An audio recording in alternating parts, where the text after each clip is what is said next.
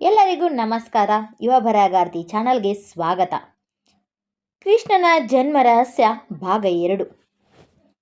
ಆಕಾಶವಾಣಿಯ ಮಾತು ಕೇಳಿದ ಕ್ಷಣದಲ್ಲಿ ಕಂಸನ ಮುಖದ ಮೇಲಿದ್ದ ಸಂತೋಷ ಒಮ್ಮೆಲೆ ಮಾಯವಾಗಿ ಬಿಡುತ್ತೆ.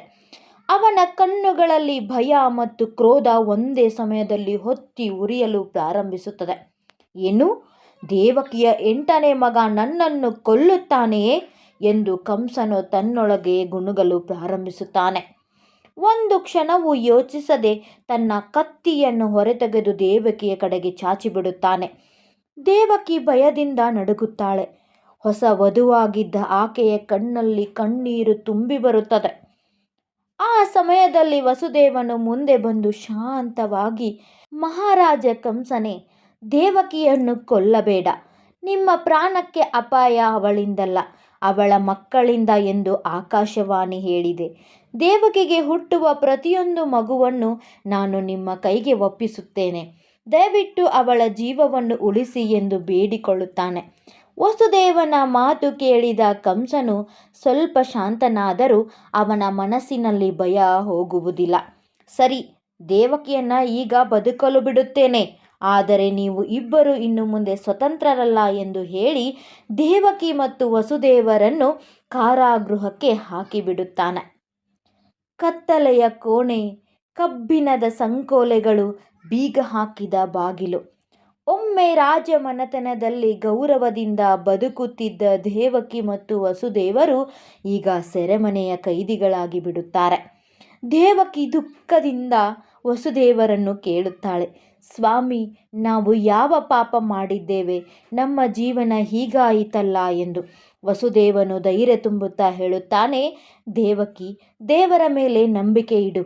ಯಾವ ಕತ್ತಲೆಯೂ ಶಾಶ್ವತವಲ್ಲ.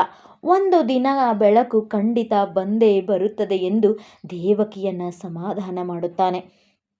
ಕೆಲವು ತಿಂಗಳುಗಳ ನಂತರ ದೇವಕಿಗೆ ಮೊದಲನೆಯ ಮಗ ಜನಿಸುತ್ತಾನೆ. ವಸುದೇವನು ತನ್ನ ಮಾತನ್ನು ಉಳಿಸಿಕೊಳ್ಳುತ್ತಾನೆ. ಕಣ್ಣೀರಿನೊಂದಿಗೆ ಮಗುವನ್ನು ಕಂಸನ ಬಳಿಗೆ ತೆಗೆದುಕೊಂಡು ಹೋಗುತ್ತಾನೆ. ಕಂಸನು ಮಗುವನ್ನು ನೋಡಿದ ಕೂಡಲೇ, ಇವನು ಮೊದಲ ಮಗು, ನನ್ನನ್ನು ಕೊಲ್ಲುವುದು 8ನೇ ಮಗ, ಇವನನ್ನು ಬಿಟ್ಟು ಬಿಡುತ್ತೇನೆ ಎಂದು ಹೇಳಿ ಮಗುವನ್ನು ಹಿಂತಿರುಗಿಸುತ್ತಾನೆ. ಆದರೆ ಕೆಲವು ದಿನಗಳ ನಂತರ ದುಷ್ಟ ಸಲಹೆಗಾರರು ಕಂಸನ ಮುಖದಲ್ಲಿ ಮತ್ತೆ ಭಯ ಹುಟ್ಟಿಸುತ್ತಾರೆ. ರಾಜನೇ, ಆಕಾಶವಾಣಿಯನ್ನು ನಂಬಲು ಆಗುವುದಿಲ್ಲ. ಯಾವ ಮಗು ಅಪಾಯವಾಗಬಹುದು, ಎಲ್ಲ ಮಕ್ಕಳನ್ನು ಕೊಲ್ಲುವುದು ಸುರಕ್ಷಿತ. ಈ ಮಾತು ಕೇಳಿದ ಕಂಸನ ಹೃದಯ ಮತ್ತೆ ಕ್ರೂರವಾಗಿ ಬಿಡುತ್ತದೆ. ಅವನು ಸೆರೆಮನೆಗೆ ಬಂದು ಆ ಪುಟ್ಟ ಮಗುವನ್ನು ದೇವಕಿಯ ಕೈಯಿಂದ ಕಿತ್ತುಕೊಂಡು ನಿರ್ದಯವಾಗಿ ಕೊಲ್ಲುತ್ತಾನೆ. ದೇವಕಿಯ ಆಕ್ರಂದನ ಇಡೀ ಕಾರಾಗೃಹದಲ್ಲಿ ಮೊಳಗುತ್ತದೆ. ಕಾಲ ಕಳೆಯುತ್ತಿದ್ದಂತೆ ದೇವಕಿಗೆ 2ನೇ ಮಗು ಜನಿಸುತ್ತದೆ. ಅದನ್ನು ಸಹ ಕಂಸನು ಕೊಲ್ಲುತ್ತಾನೆ. ಹೀಗೆ 3, 4, 5, 6ನೇ ಬಾರಿಯೂ ತಾಯಿಯ ಮಡಿಲು ಖಾಲಿಯಾಗಿ ಬಿಡುತ್ತದೆ. ಪ್ರತಿ ಬಾರಿ ದೇವಕಿ ಕಣ್ಣೀರಿನಲ್ಲಿ ಮುಳುಗುತ್ತಿದ್ದಳು. ವಸುದೇವನ ಹೃದಯವು ಒಡೆಯುತ್ತಿತ್ತು. ಆದರೆ ಅವನು ನಂಬಿಕೆಯ ಮಾತ್ರ ಕಳೆದುಕೊಂಡಿರಲಿಲ್ಲ. ಅವನು ದೇವಕಿಗೆ ಹೇಳುತ್ತಲೇ ಇರುತ್ತಿದ್ದ, ಕರ್ಮದ ಪರೀಕ್ಷೆ ದೊಡ್ಡದಾಗಿದೆ, ಆದರೆ ದೇವರು ನಮ್ಮನ್ನು ಎಂದಿಗೂ ಕೈ ಬಿಡುವುದಿಲ್ಲ ಎಂದು ಹೇಳುತ್ತಿದ್ದನು. ಇದೇ ಸಮಯದಲ್ಲಿ ದೇವತೆಗಳು, ಋಷಿಗಳು ಮತ್ತು ಭೂಮಾತೆ ಶ್ರೀ ಮಹಾವಿಷ್ಣುವಿನ ಬಳಿ ಪ್ರಾರ್ಥಿಸಲು ಪ್ರಾರಂಭಿಸುತ್ತಾರೆ. ಪ್ರಭು, ಅಧರ್ಮ ಹೆಚ್ಚಾಗಿದೆ. ಕಂಸನ ಕ್ರೌರ್ಯದಿಂದ ಭೂಮಿ ನರಳುತ್ತಿದೆ. ಈಗ ನಿಮ್ಮ ಅವತಾರವೇ ಲೋಕವನ್ನು ರಕ್ಷಿಸಬೇಕು. ಈ ಪ್ರಾರ್ಥನೆಗೆ ಶ್ರೀ ಮಹಾವಿಷ್ಣು ಮುಗುಳ್ನಗುತ್ತಾನೆ. ಸಮಯ ಸಮೀಪಿಸಿದೆ ಎನ್ನುತ್ತಾನೆ. ಮುಂದುವರೆದ ಕಥೆಯನ್ನು ಭಾಗ 3ರಲ್ಲಿ ನೋಡೋಣ. ಎಲ್ಲರಿಗೂ ನಮಸ್ಕಾರ.